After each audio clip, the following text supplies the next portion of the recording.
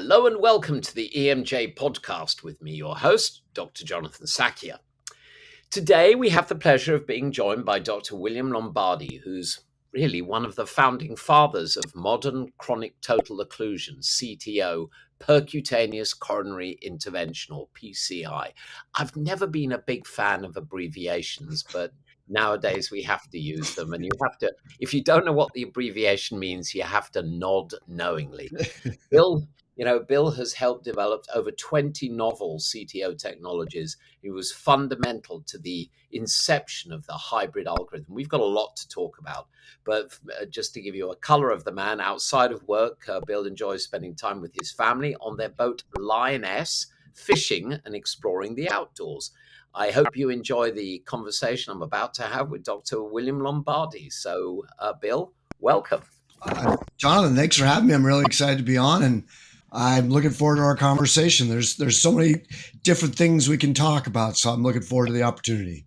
Well, thanks for that, Bill. But when we were just chatting now, I was saying, although, I'm not a cardiologist, as a surgeon and as someone who was very privileged to be involved in the early days of minimally invasive surgery, we were borrowing a lot from the work that people like Dotter and you have done over the years in thinking about doing things differently. But before we get into CTO and PCI and any other bits of the alphabet soup, what's the story behind the name of your boat, Lioness? And what kind of... any man who's a fisherman, I fly airplanes as well. I fish and fly. Any man, any woman who fishes is all right in my book. So tell me about what kind of fishing you do. Tell me about Lioness. So Lioness is a 60-foot full displacement pilot house trawler. And if you ever met my wife, you'd know where the name came from. My wife she was one of the first female firefighters in the state of Arizona. She's been a Grand Canyon River guide. She worked as a life flight helicopter nurse. She was a ski patroller. She's done cattle roundups. She's run the Boston Marathon. She's a serious badass. I just went to med school and trained for a long time. I like all forms of fishing, but I tend to gravitate towards fly fishing. So I do a lot of trout and steelhead fishing, so spey casting, so two-handed casting and single-hand casting. And to me, it's just a form of meditation.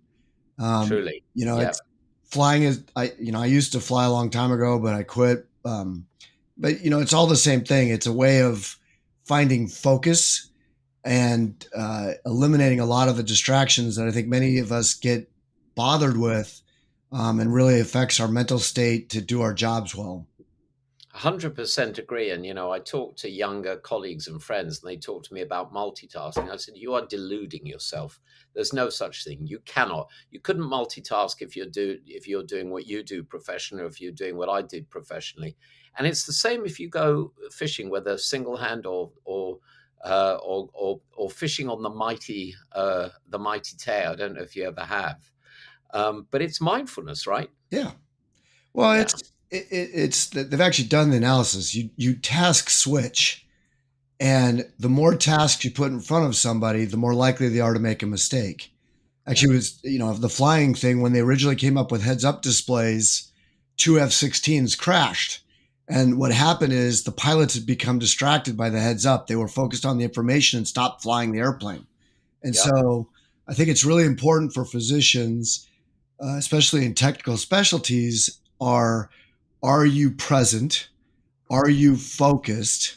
And are you being thoughtful about what's going on in front of you? And I think, we talk about this at this complications course I run, but it's very easy for outside things to distract you during you have a fight with your spouse or your partner, or you're upset with an administrator, or they don't have the right equipment because of some budget cuts.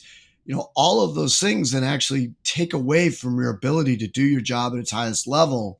And it really becomes incumbent upon us is, how do we actually bring presence to the moment, which means getting rid of the distractions. Yeah, the first time I heard about mindfulness was actually, I was on the faculty of a course run by a chap named Steve Wexner, a friend and colleague. And it was a course on colorectal surgery, and there was a lecture on mindfulness, and I was intrigued, and I thought, what the hell's this got to do with colorectal cancer and technical? Anyway, it was a surgeon, and she started off by saying, "You're probably all wondering what the hell there's a lecture on mindfulness." And because at the time I knew of the work of John Kabat-Zinn, but I thought it was all nonsense, Right. frankly, because I'm English and I'm a surgeon, so that's the way we think. But she then said, "Close your eyes. Think about the toughest case you've ever done. Think about the hardest part of the toughest case you've ever done." And then there was silence for 10 seconds. She said, "Open your eyes. Put up your hand if you were thinking about anything other than what I asked you to think about." And not a hand went up. And she said, "That's mindfulness." And it was like, aha, I get it. And in aviation, we use the term, don't we? Aviate, navigate, communicate. Yep. Do things in the right order. So let's get into some of the. And by the way, I'm a very keen fly fisherman. We'll have to have a conversation afterwards about best way to Fabulous. go. So, as an aviator, and I've written lots of articles on health for pilots and safety for aviators, and given evidence on safety conventions. In an article published in the European Heart Journal, you discussed what interventional cardiologists can learn from the airline industry. And many people are now familiar with the concept of checklists and timeouts and all the rest of it. How did this publication come about? And can you share some of your key insights for improving outcomes in complex PCI interventions? Well, first of all, it came from a couple of things. One, my father was a commercial pilot for 34 years, had over 30,000 hours of flying, and actually was a flight instructor for United during that for 4 years. And then when I was growing up, actually, I wanted to be an Air Force air superiority fighter pilot. So I actually flew an airplane by myself before I drove a car by myself.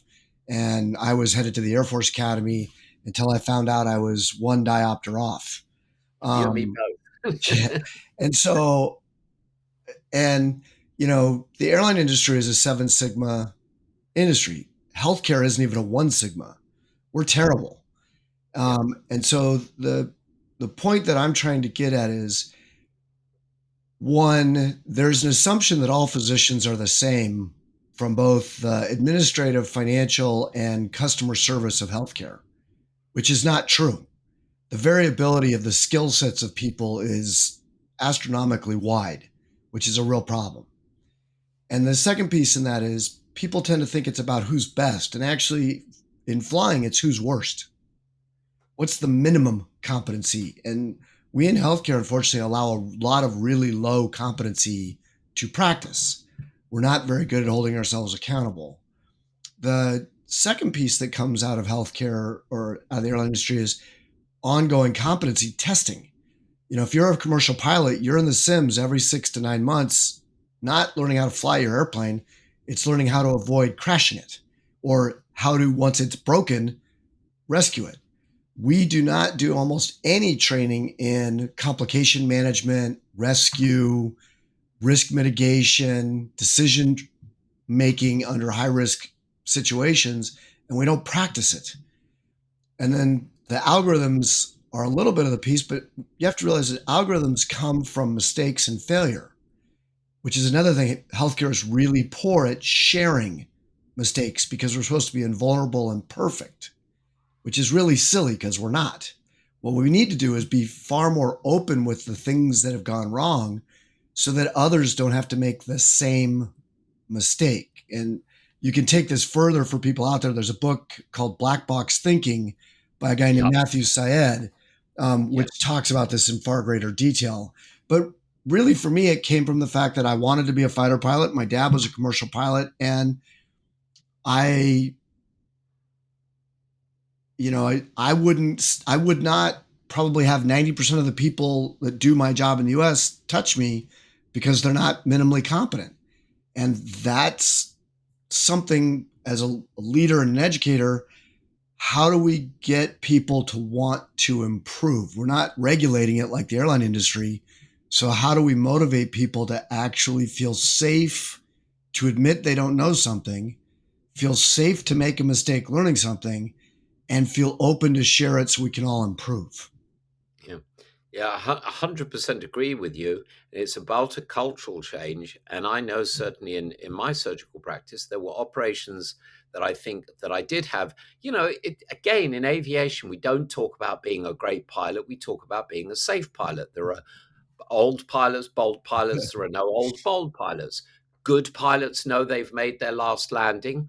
Bad pilots do not know they're about to make their last takeoff. Correct. But we don't do that in medicine, and that requires a cultural shift. I agree with you. Yeah. Legislating, especially in the United States, good luck with that.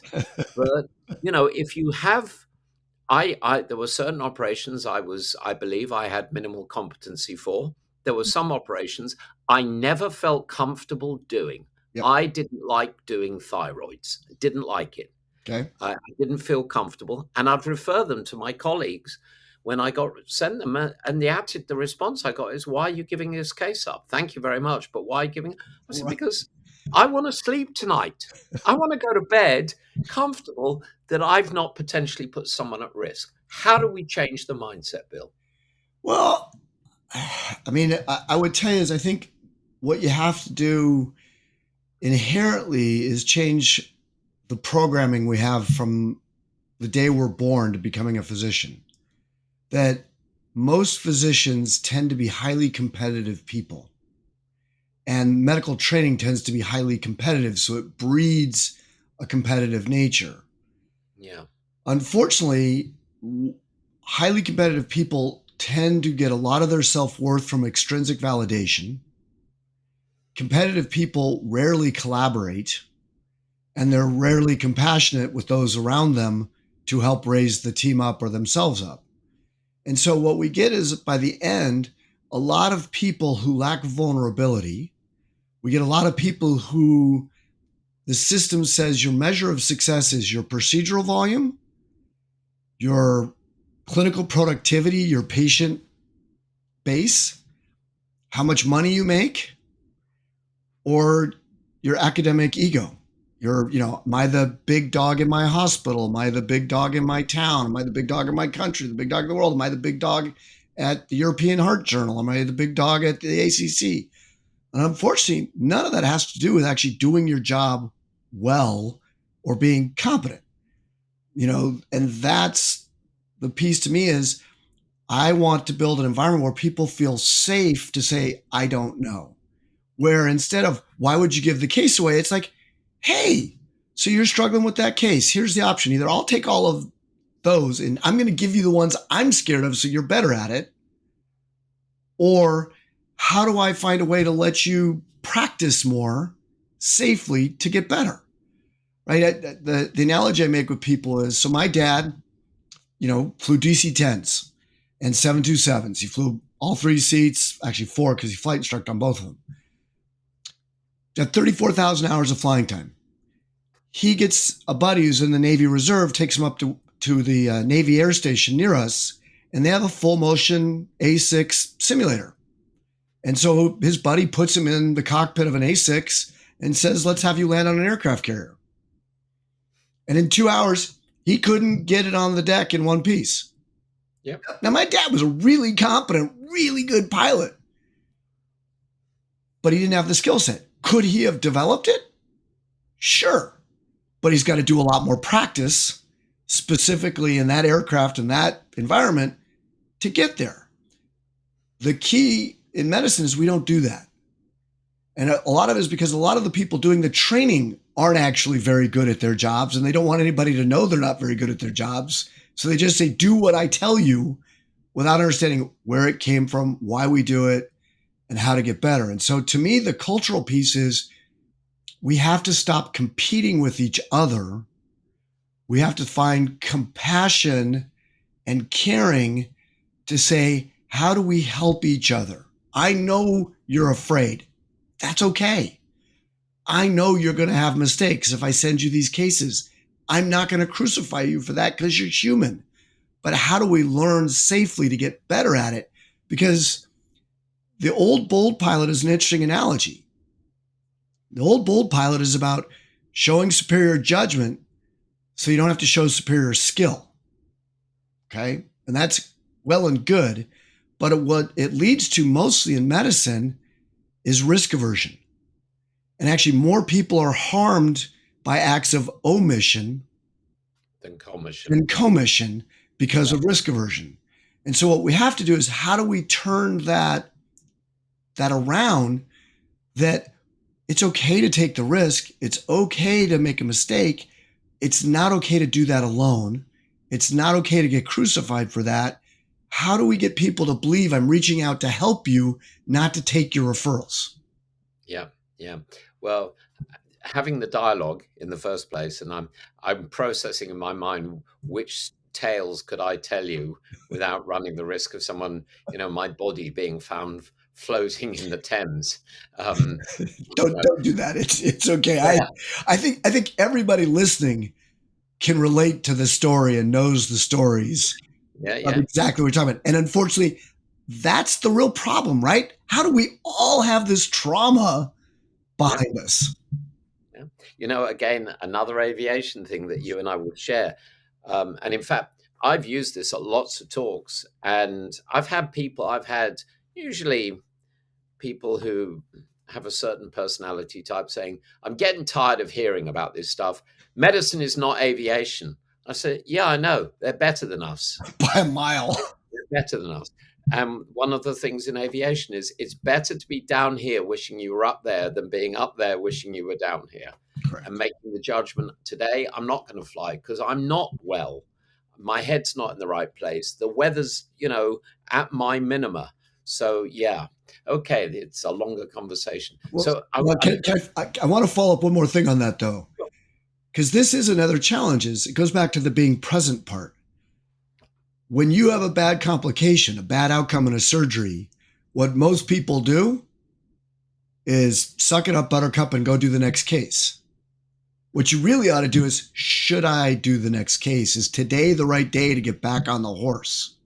Yeah. And I think we've got to find some ways to empower people to say no, I'll have this, I have a really bad outcome and I've got another high risk case to do. I'll go to the patient and be like, I've had a really bad day and I really do not feel like I'm in a good place to do this. We're going to make some arrangements to do this tomorrow, whatever. I have never had a patient be like, no, you got to do it today. I'm angry. You got to suck it up. No, you're absolutely right. You're absolutely right. There's an element of this I'd love to discuss with you. I don't know that this is the time and the place, but I was thinking as you were talking about what other issues do we as professionals have? And I think if you look at relationship issues with doctors, you've described your wife and she sounds like an awesome lady, but doctors do not traditionally have very good outcomes in their personal relationships. And I wonder if it's the same set of behaviors. Well, I mean, having spent 3 years in marriage counseling with my wife, and she is amazing, but a lot of this started for me, this whole mental health and rebuilding of who I am happened when she told me she wanted to divorce me because I was an asshole. Right. And the reason I was an asshole was because of the programming and from my parents and what got me into the job and got me to be great at what I do and all these platitudes people give me. In the end of the day, who cares? It was totally just, I had no self-worth and I was trying to suck it up with all these professional accolades, none of which actually fixed the intrinsic problem of the self-worth. Mm-hmm. And the other is we don't communicate well and we don't communicate openly and our values get completely misaligned. And so, yeah, I think a lot of what brings people into this profession becomes very self-destructive, and actually it feeds itself because as your personal life starts to crumble, you actually start doing more professional life stuff, which is actually the wrong thing. And we become very afraid to say no, except we say no to the wrong things. We say yes to work when we should be saying no to work and yes to other aspects of work. Yeah, exactly. And you nailed it. It's about personal validation. My goodness. I think we need to set you up, as well as being an expert in percutaneous interventions. We need to set up the Bill Lombardi Medical Counseling Service.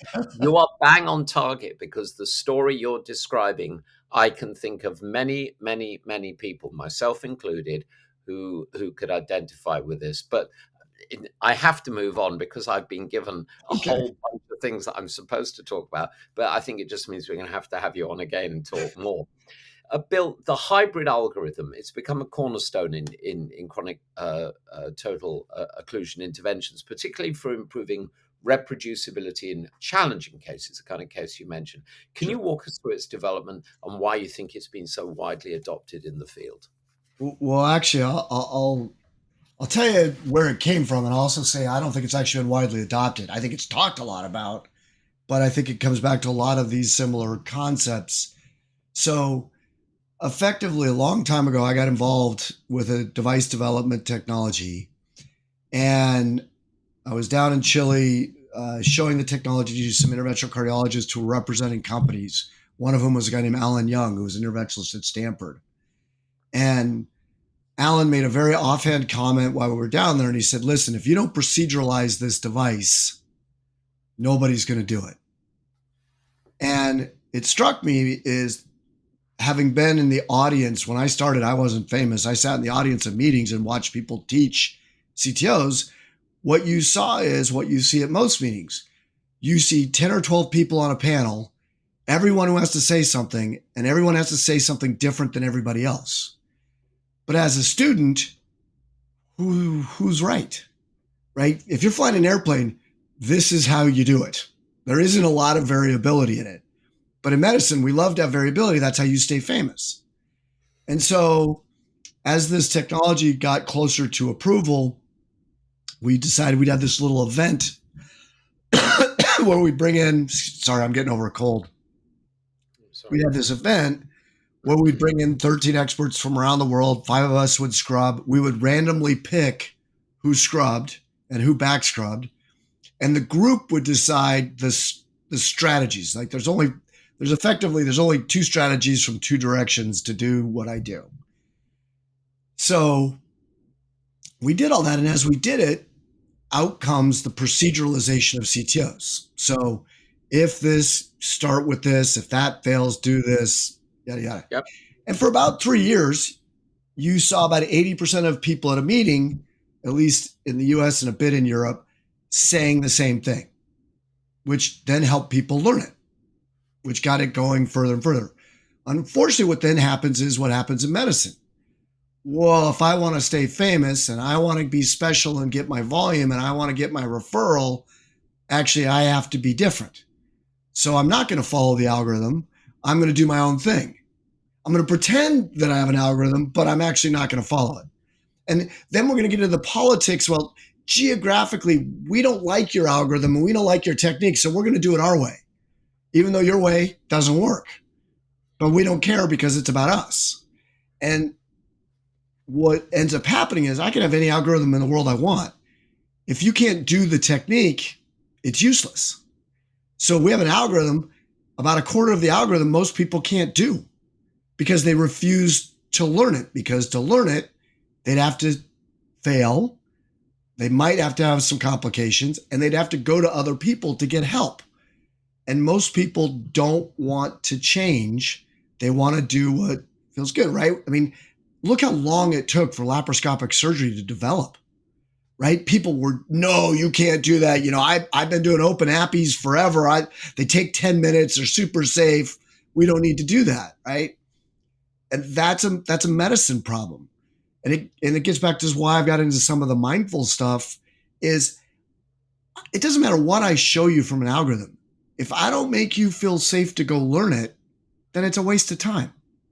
You're bang on target. You don't change behaviors unless you change beliefs. And, people say, yeah, evidence-based medicine is very interesting, but I've got my experience to guide what I'm going to do. And you're right. It's also about personal recognition. And there's that wonderful quadrant, isn't there, where there's knowledge and there's character. And the very best of the best are people who are wise and humble. Yes. Right. And the very worst of the worst are people who are ignorant and arrogant.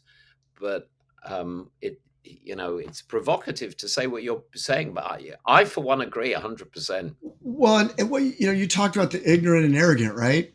There's another description of that in human psychology, where if I take the quartiles of skill sets. Okay, so I just say, here's the bottom quartile, the middle quartile, and that's just objective. And then I ask the people at the bottom their perception of how good they are. Remember the ignorant, arrogant, they're the bottom left.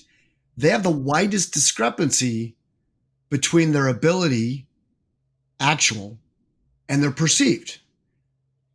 And what the way you can look at it is they lack self-reflection.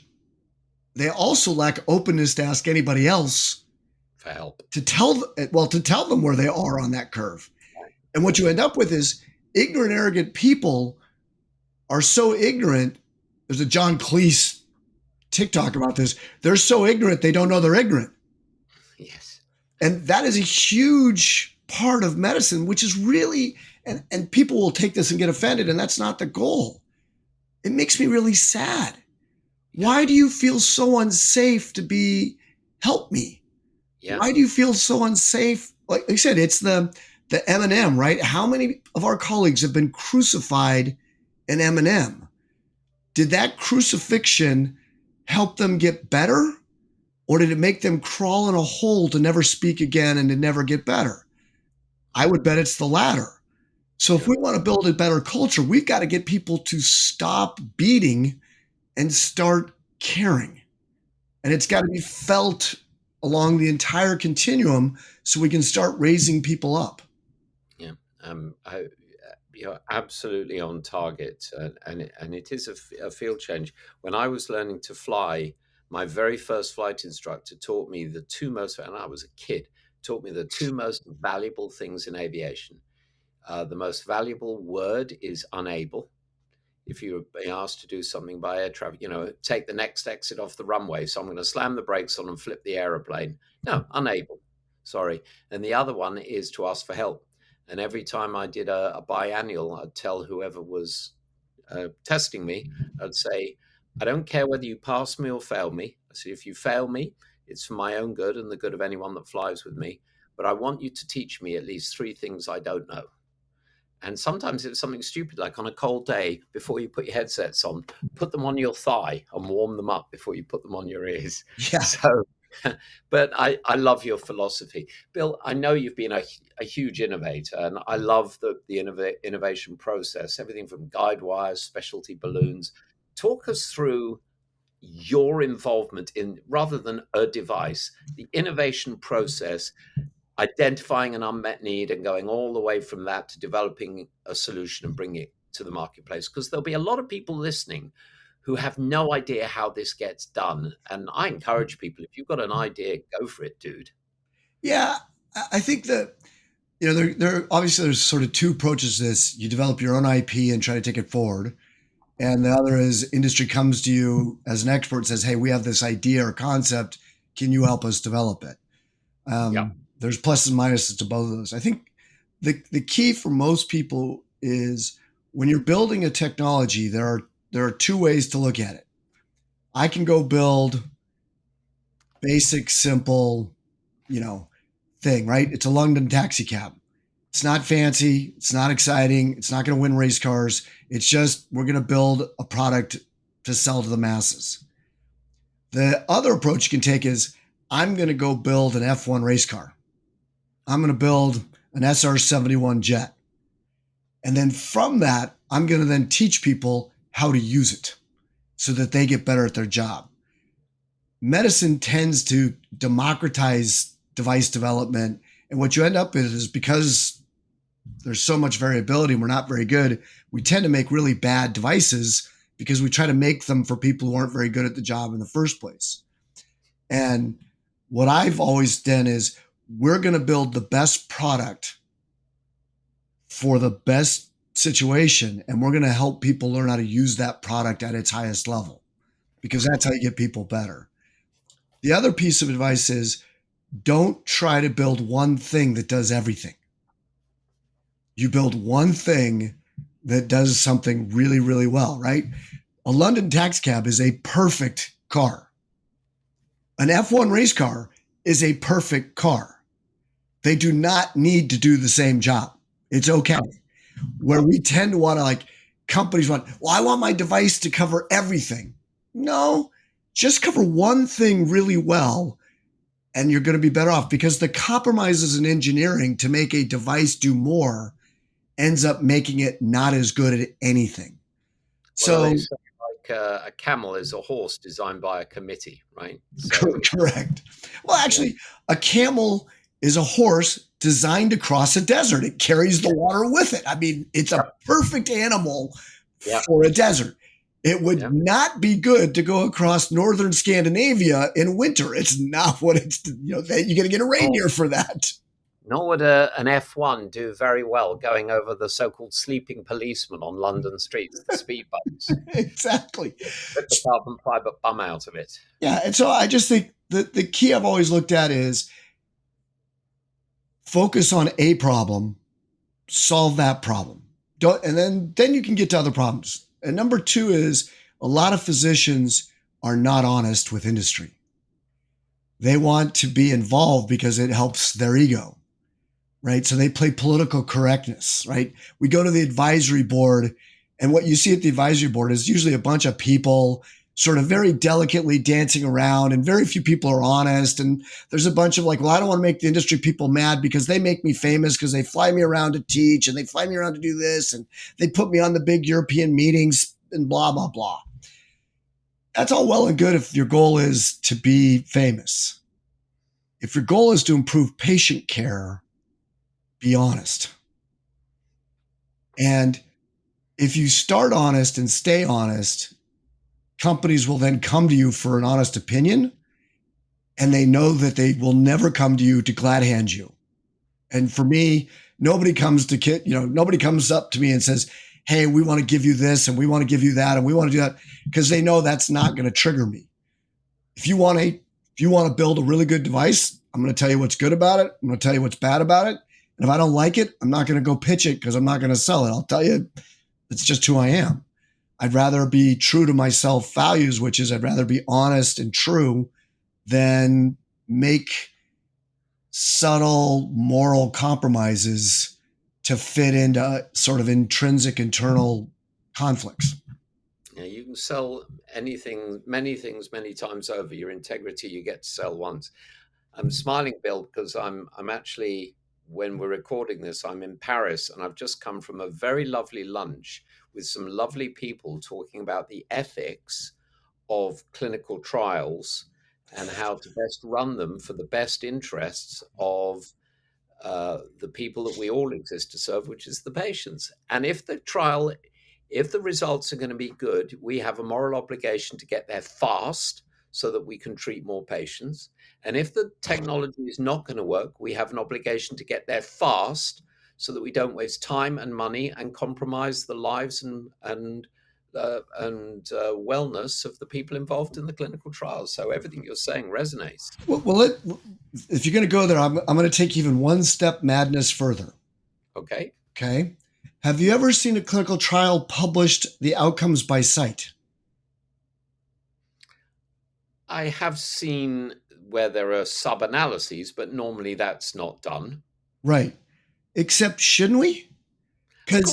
Because there are clearly sites that don't do a very good job. 80-20, isn't it? 80% of the work, 20% of the sites. Right. Well, and it's also, but like Syntax was a famous PCI versus surgery trial. And there's a slide that shows the bubble plot. So even places that did lots of volume, I can change the outcome of the trial by which side I pick. I can make surgery completely win. I can make surgery completely lose just by the sites I pick. So it has nothing to do with bypass surgery versus stents.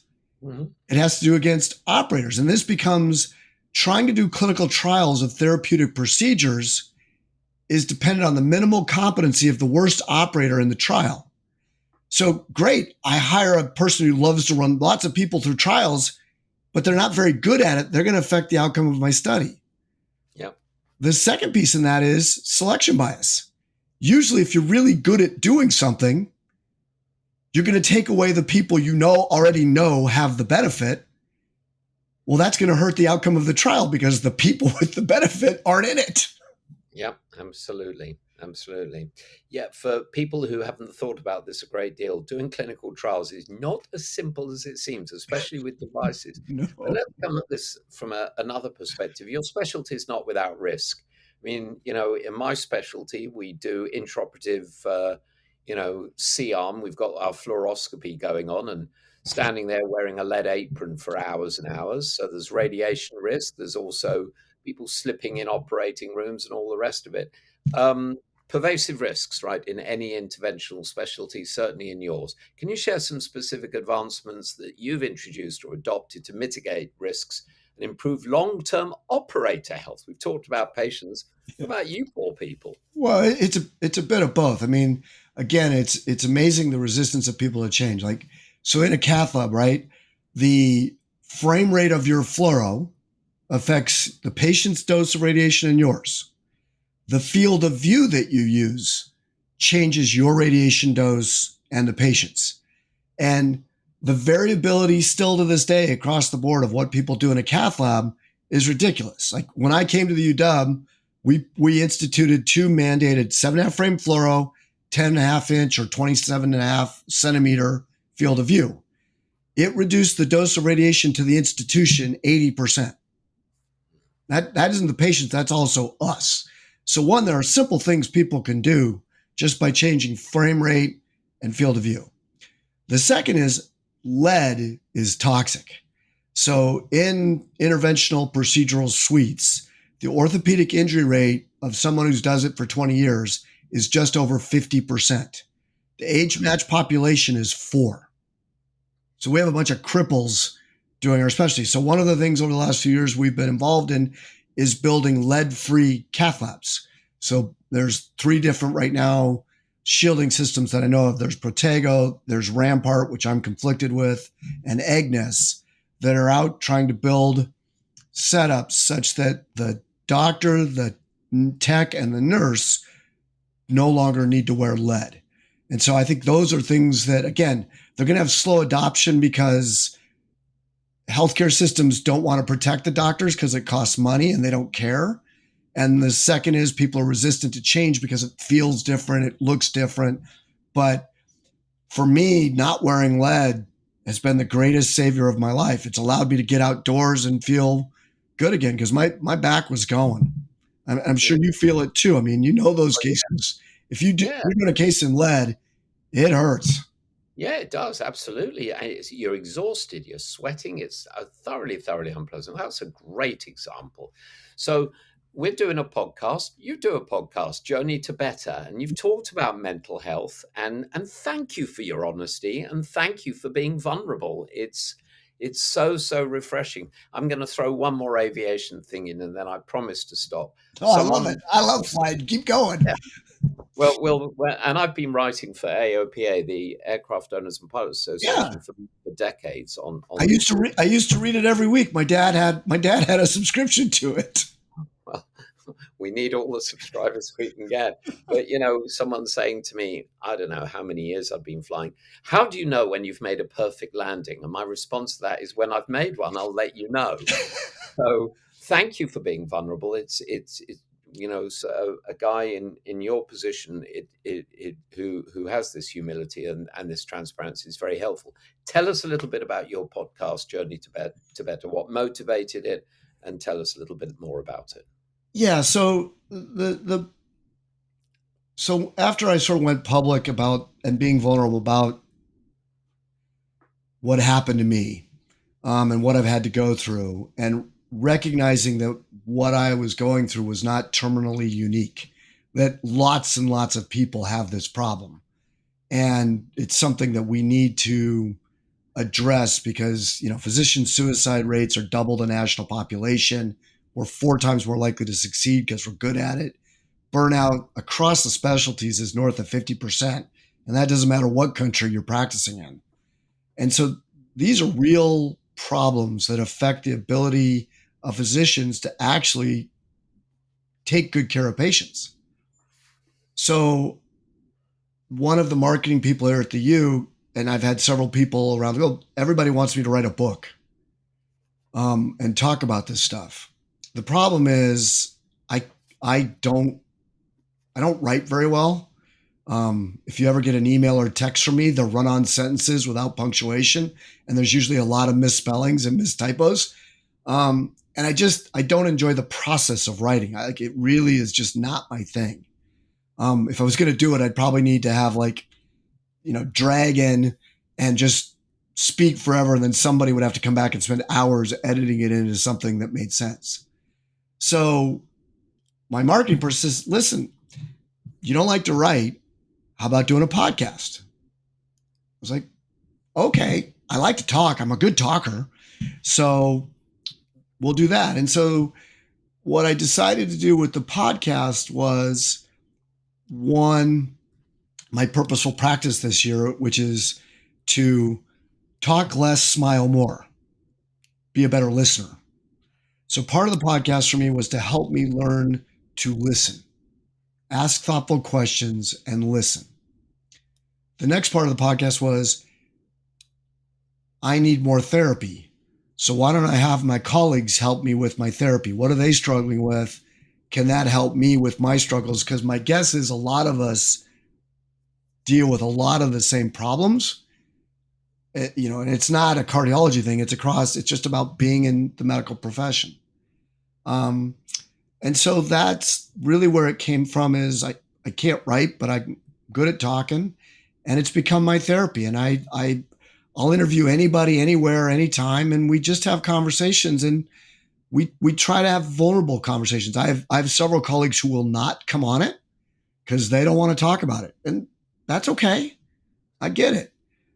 But if you're going to come on it, I'd rather you kind of be more open, because I think that helps people feel safe to share their own story. And that's what we've got to do, is we have to model a different behavior if we're going to make the culture change. And so I think I'm at 88 podcasts now. And I had the chief of police of Beverly Hills on. We talked about leadership and managing up. I mean, he was a super cool guy. He was a Marine, I believe. And I had this woman, Betty Sue Flowers, she's an English literature professor. Actually, she did some work at Oxford, and now she's a corporate change consultant for Dutch Shell and NASA.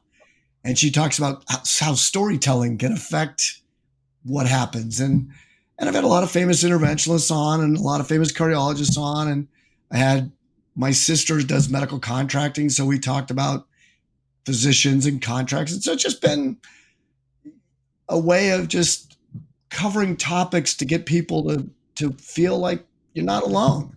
Like, I'm sure there are people listening to this. They're struggling with their self-worth. They're angry with what goes on at work. They're struggling in their partnership and relationships with work and home.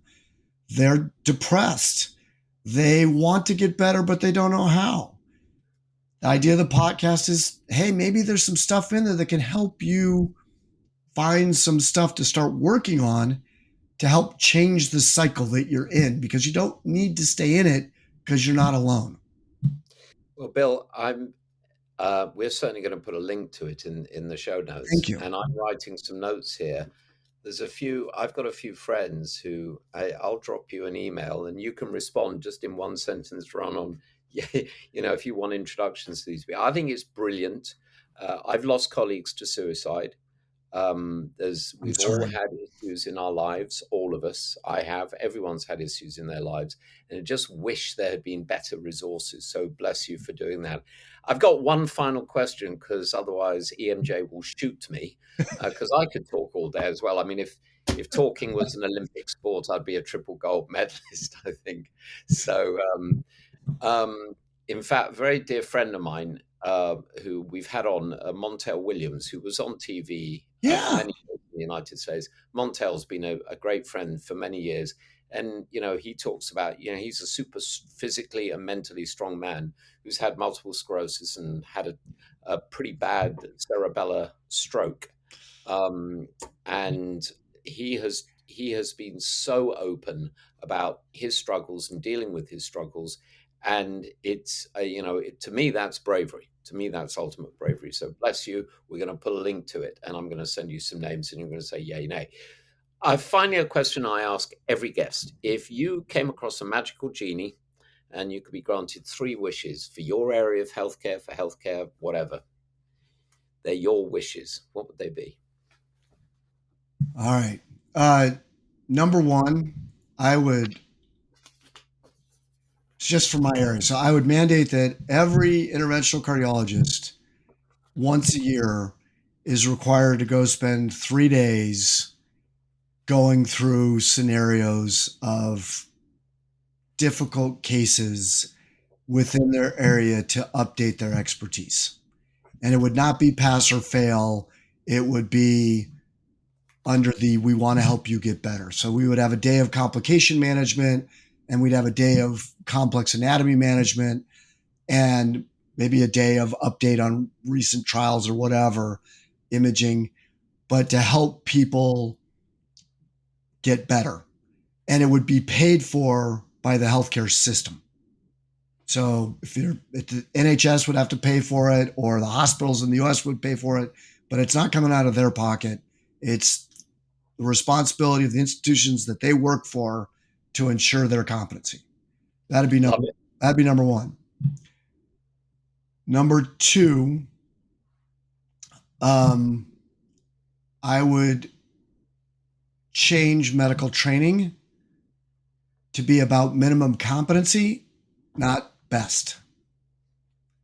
Trying to figure out different ways to minimize competition and to try and help people earlier develop the vulnerability to say, I don't know, and feel safe to do it, and break the hazing system that we have that is just being used to protect people who are ignorant and and arrogant. Thank you. So I'd work on that. Number 3,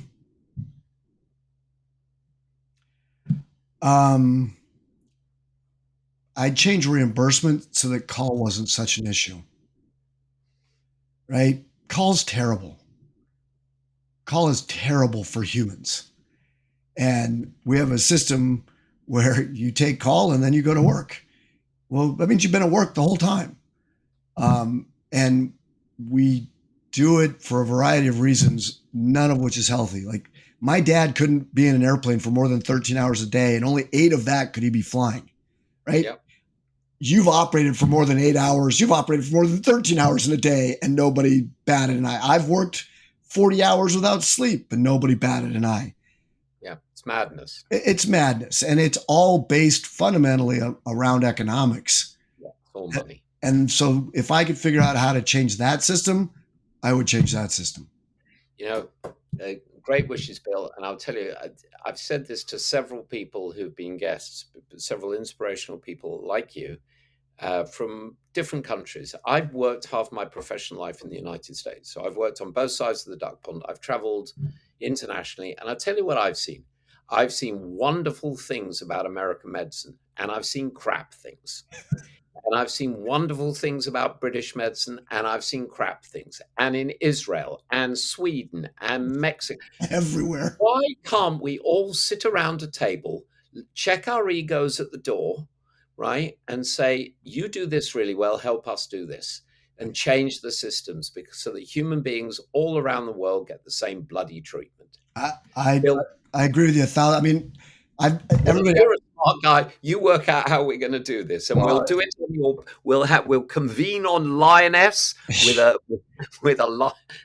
tight lines, and we'll solve the world's problems. Well, to do that, you have to be Winston Churchill.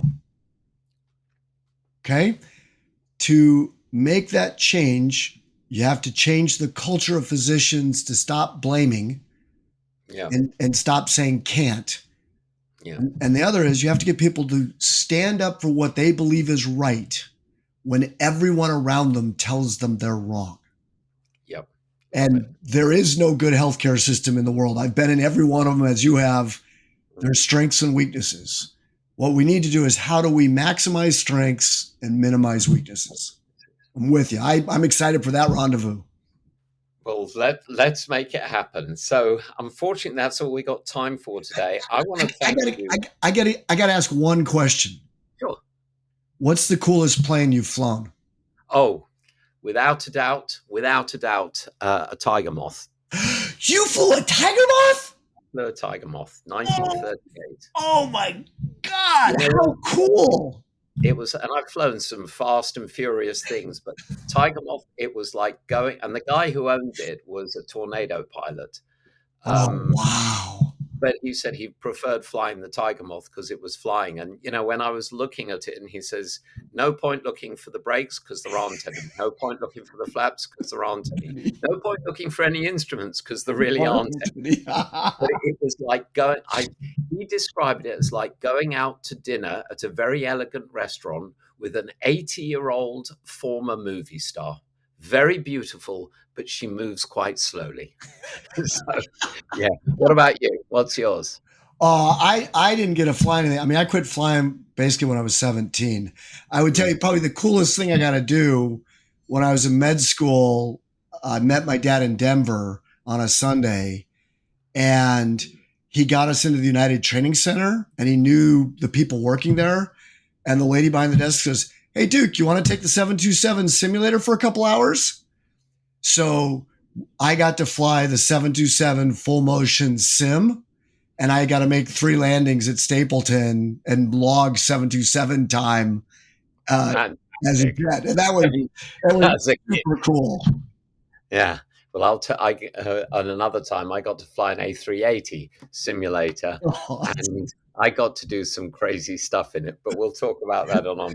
Unfortunately, we've got a wrap, Bill, but I'm going to be following up with you, and we're going to talk some more 100%. I want to thank you, not just for today, but everything that you have done, both in medicine and in humanity. You're a really lovely man. Thanks so much for being with us today. Real pleasure. It's been my pleasure having you. I look forward to having you on my podcast and talk about the intersection of flying and medicine. That should be fun. I would be thrilled.